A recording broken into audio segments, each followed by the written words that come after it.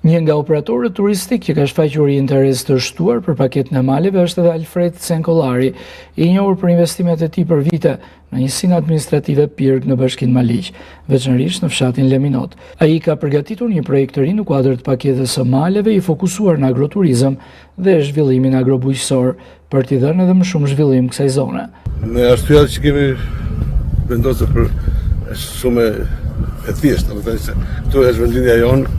Këtu janë themelet e të parëve tanë dhe nuk mund të alimim do një vend kaq që e shikojmë me sy dhe na vjen shumë gjëna. Ishte shkretë të tillë gjithë kjo hapësirë e bukur këtu. Pjesa e maleve është shumë e bukur, e para punës të jep lehtësira nga taksat, që kjo na bën akoma më shumë optimist që ne të idhemi të investojmë në këtë zonë. Çdo vend që të investosh guximi duhet, po është lehtësira ajo që na shtym më përpara.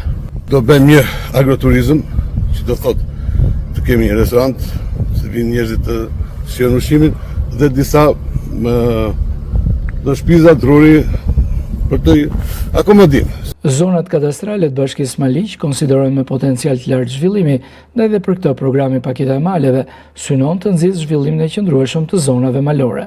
Krahas operatorëve vendas, kërkesë ka pasur edhe nga tuaj që operojnë në këtë zonë.